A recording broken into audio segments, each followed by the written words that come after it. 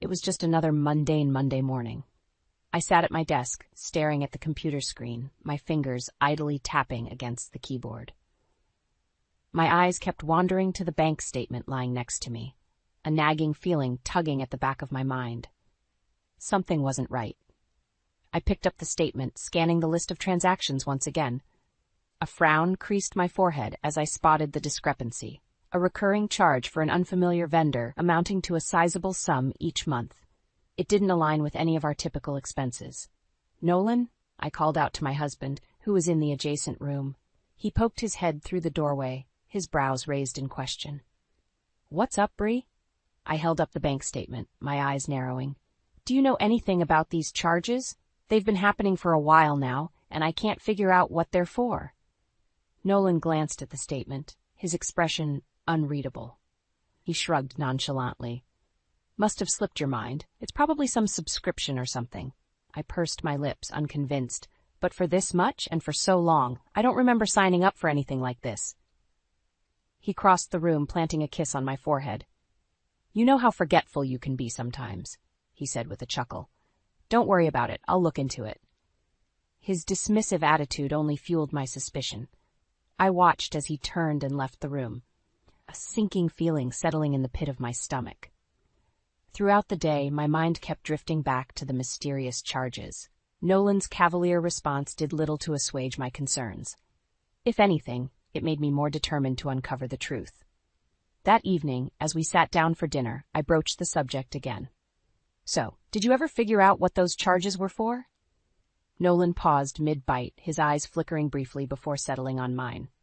"Nope, haven't had a chance yet, but I'm sure it's nothing to worry about." His lack of urgency only served to heighten my unease. "Nolan, we're talking about thousands of dollars here. How can you be so blasé about it?" He let out an exasperated sigh.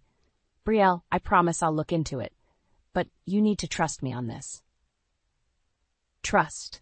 The word hung heavy in the air, its weight pressing down on me. I wanted to trust him. I loved him, after all. But something deep within me refused to let go of the nagging doubt.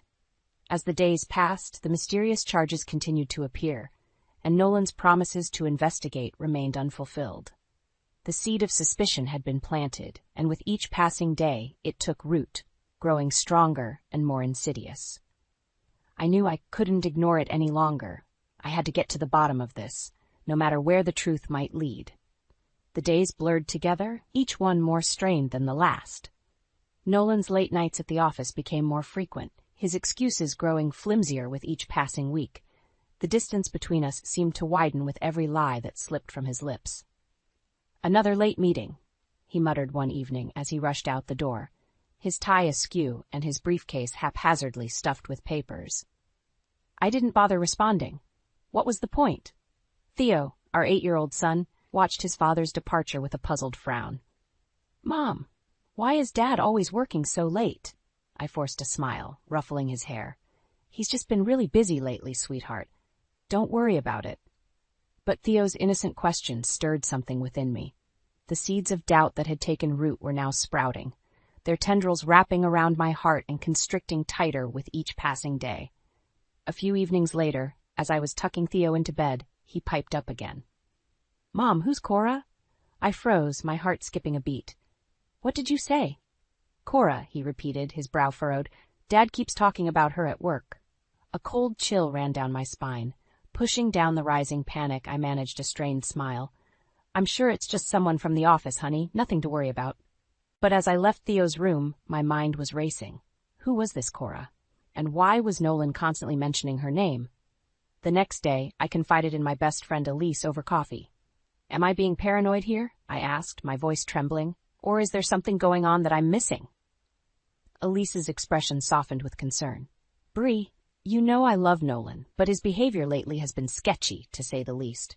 Those late nights, the unexplained charges, it's not looking good." I swallowed hard, my grip tightening around my mug. "And now this Cora woman? What am I supposed to think?" Elise reached across the table, squeezing my hand reassuringly. "Look, I hate to say this, but I've heard rumors around the office about Nolan being seen with another woman." The air seemed to be sucked from my lungs. "You're kidding." She shook her head solemnly. "I wish I were. It could be nothing, but..." Her words trailed off, but the implication hung heavy in the air. Suddenly, everything started to make sense. The late nights, the mysterious charges, the unknown woman's name. A sickening realization washed over me. Could Nolan really be having an affair? A few weeks later, I found myself at a company event hosted by Nolan's firm. I had been dreading the evening, but I knew it was crucial to put on a brave face, at least for the time being. As I mingled with colleagues and their spouses, my eyes constantly scanned the room, searching for any sign of the mysterious Cora. Part of me hoped she was just a figment of my imagination, a misunderstanding blown out of proportion. But deep down I knew the truth was far more sinister. And then, as if summoned by my very thoughts, she appeared. A stunning woman in a form-fitting red dress, her dark hair cascading over her shoulders in perfect waves. She moved through the crowd with an air of confidence, turning heads wherever she went. My heart sank as I watched her approach a group of Nolan's coworkers, exchanging friendly banter and laughing at their jokes. This was her, Cora, the woman who had been occupying so much of my husband's time and thoughts. As if sensing my gaze, she turned and caught my eye. For a moment her expression faltered, a flicker of uncertainty crossing her features. Then, as quickly as it had appeared, it vanished, replaced by a casual smile. She sauntered over to me, her hips swaying with each step. "Hi there," she said, extending her hand. "I'm Cora. You must be one of the wives." I forced a tight-lipped smile, grasping her hand briefly. "Brielle. Nice to meet you." Her eyes widened ever so slightly, but she recovered quickly. "Lovely to meet you too, Brielle. I've heard so much about you." The lie dripped from her lips like honey, sickly sweet and utterly false. Anger bubbled within me, but I kept my composure, nodding politely. "So, Cora," I said, my voice carefully measured, "how do you know my husband?" She laughed, a tinkling sound that set my teeth on edge. "Oh, we've been working on a project together for a while now. Nolan's just the best, always staying late to make sure everything's perfect." My stomach churned at the implication behind her words. So, this was the reason for all those late nights, all those flimsy excuses.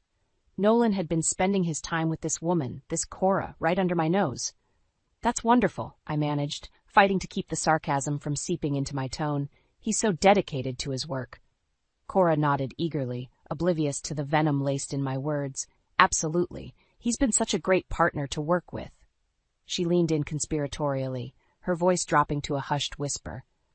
"Between you and me, he's mentioned a few times how his wife doesn't really understand the demands of his job." My hands clenched into fists at my sides, nails digging into my palms.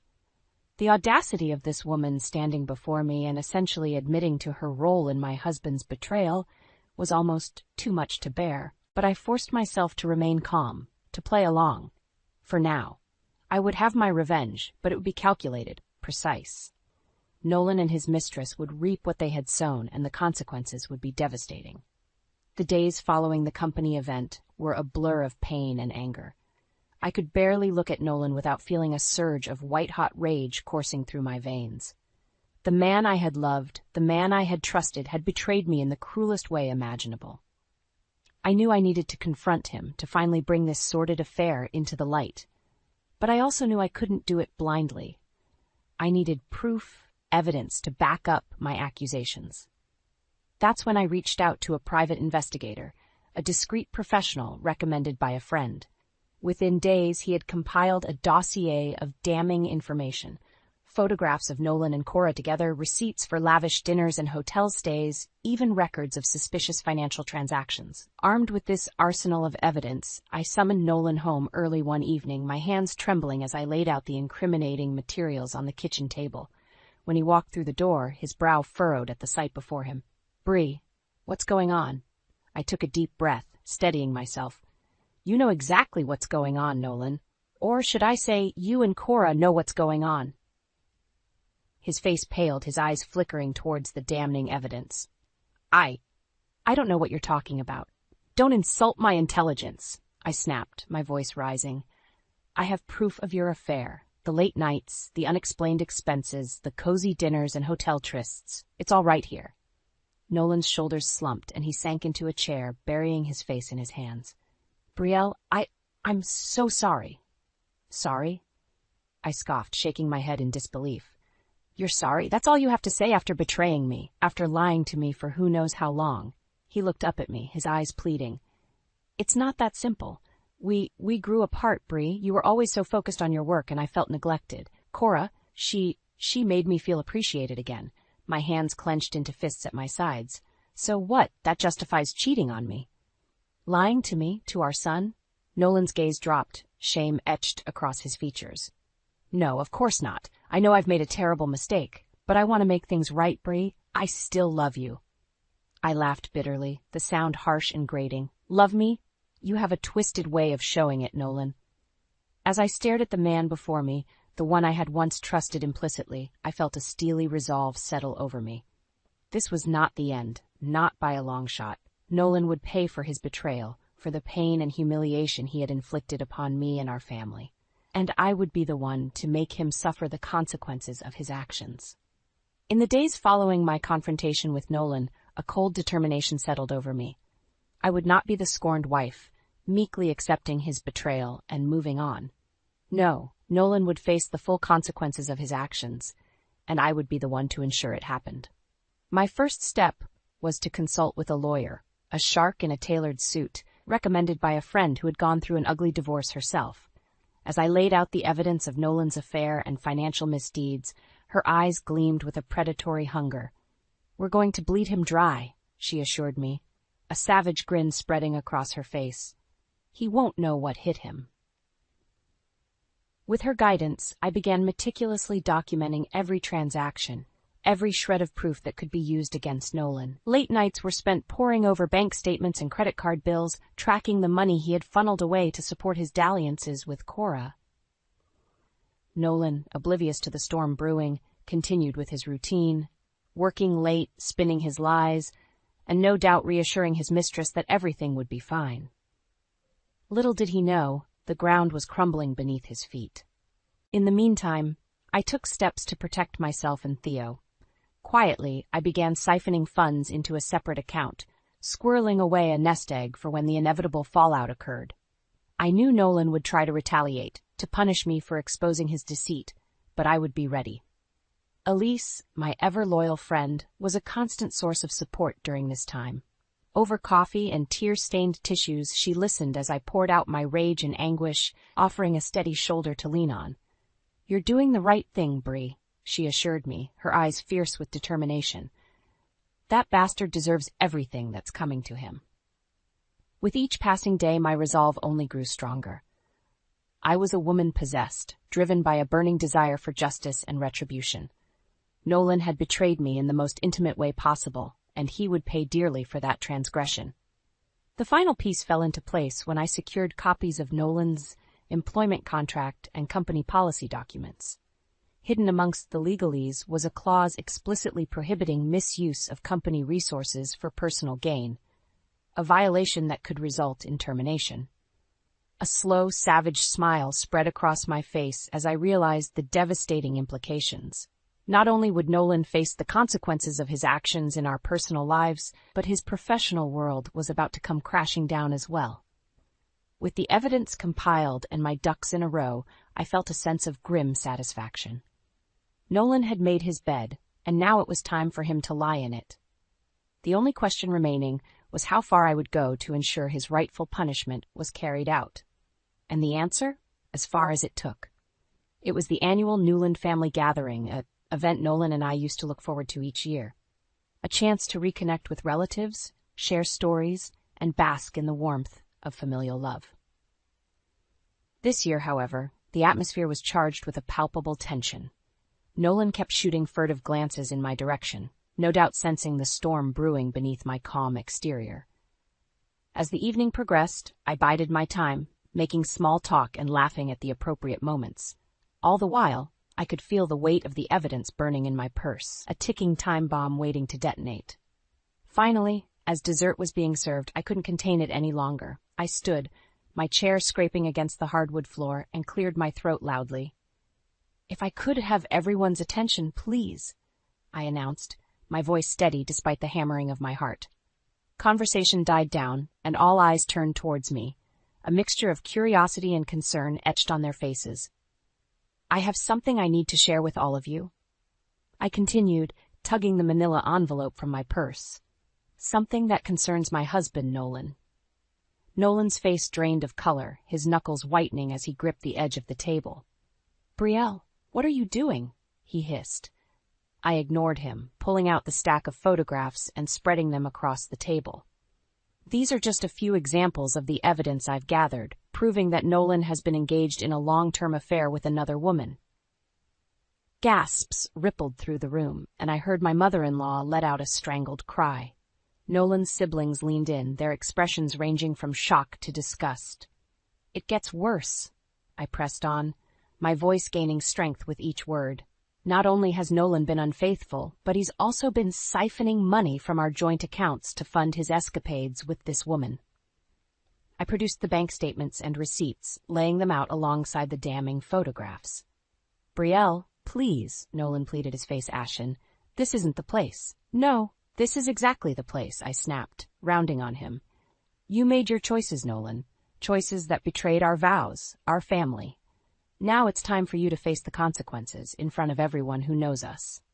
Silence hung heavy in the air, punctuated only by the occasional sniffle or muffled sob. Nolan's head was bowed, his shoulders slumped in defeat. But I wasn't done yet. There's one more thing, I said, pulling out the final document, the copy of Nolan's employment contract. According to this, your actions constitute a gross misuse of company resources, which is grounds for immediate termination. Nolan's head snapped up, his eyes wide with horror. No, you can't. I can, and I will, I said, my voice laced with steel. You've left me no choice, Nolan. You brought this upon yourself.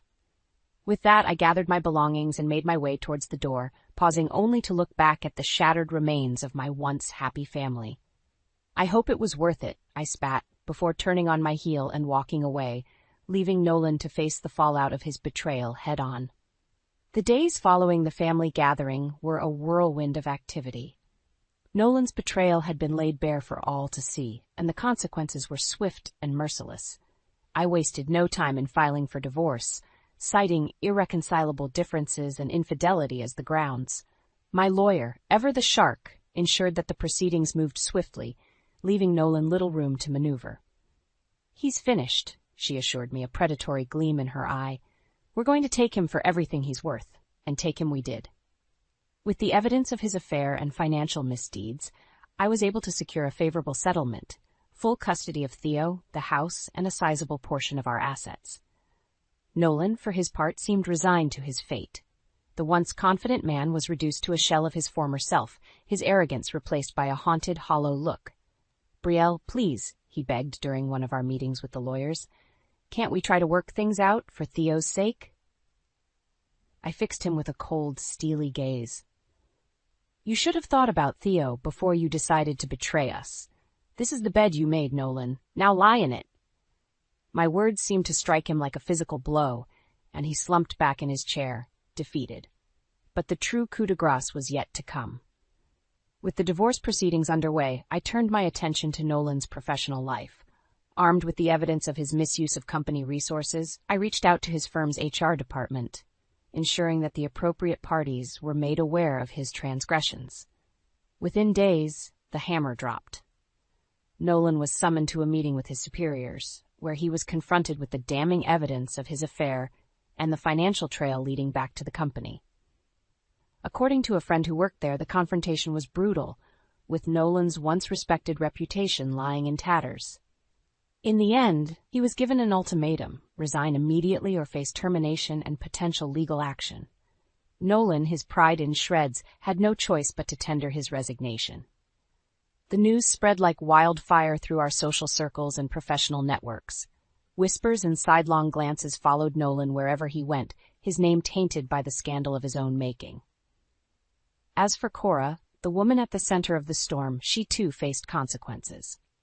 Her involvement with a married man and the misuse of company resources that entailed cost her own job and reputation. In the blink of an eye, the lives they had so carelessly betrayed me to build together came crashing down around them. And through it all, I remained steadfast, ensuring that Nolan's transgressions were laid bare for all to see.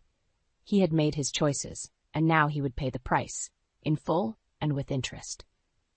It was a harsh lesson, but one that he had brought upon himself. And as I watched him grapple with the fallout, a part of me felt a grim sense of satisfaction.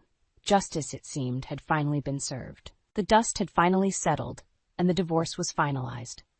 As I stood in the courtroom, listening to the judge's ruling, a sense of relief washed over me. The nightmare was over, and I had emerged victorious. Full custody of Theo, the house, and a substantial portion of our assets. It was more than I could have hoped for. Nolan, on the other hand, was left with little more than the tattered remnants of his once promising career and a mountain of debt. As we exited the courthouse, Elise was waiting for me, her face beaming with pride. "You did it, Bree," she exclaimed, pulling me into a tight embrace. "That bastard got exactly what he deserved." I nodded, my throat tightening with emotion. It's over, finally. In the weeks that followed, I focused on rebuilding my life, piece by piece. With Nolan's financial support, I was able to quit my job and take some much-needed time off, allowing me to be there for Theo in a way I hadn't been able to before. My son, bless his heart, seemed to be handling the upheaval remarkably well. He was too young to fully grasp the complexities of what had transpired, but he knew that his father's absence was a result of his own actions. "Daddy made some bad choices," he said to me one day, his brow furrowed in childlike contemplation. "But you're here for me, Mom. That's what matters." Those words, spoken with such innocent wisdom, filled me with a sense of pride and determination. I had fought tooth and nail to protect my family, to ensure that Nolan's betrayal didn't rob Theo of the stability and love he deserved. And now, as I looked towards the future, I saw a world of possibilities opening up before us. With the financial settlement and the weight of Nolan's betrayal lifted from my shoulders, I felt a newfound sense of freedom, a liberation from the shackles of my past. No longer was I the dutiful wife, blindly trusting and turning a blind eye to the harsh realities around me. I was a survivor, a fighter, a woman who had stared down adversity and emerged stronger for it. In the months that followed, I secured a new job, one that allowed me the flexibility to be present for Theo while still pursuing my own ambitions. It was a fresh start, a clean slate, and I embraced it wholeheartedly. As for Nolan, his life had crumbled around him, the consequences of his actions too severe to brush aside. From what I heard through the grapevine, he had been forced to take a menial job, his once promising career in ruins. Cora, too, had disappeared from the picture, her own reputation tarnished by the scandal. A part of me felt a twinge of pity for them, but it was quickly overshadowed by a sense of vindication. They had made their choices, and now they were living with the fallout. As I looked back on the tumultuous journey that had brought me to this point, I realized that I had emerged not just victorious, but transformed. The naive, trusting woman I had once been was gone, replaced by a fierce, self-assured version of myself. I was no longer a victim, but a survivor, a role model for my son and a testament to the power of perseverance in the face of adversity. And as I looked towards the future, I knew that no matter what challenges lay ahead, I would face them head-on, armed with the strength and resilience that had carried me through my darkest days. The path ahead was uncertain, but one thing was clear. I was in control of my own destiny, and nothing would ever shake that foundation again.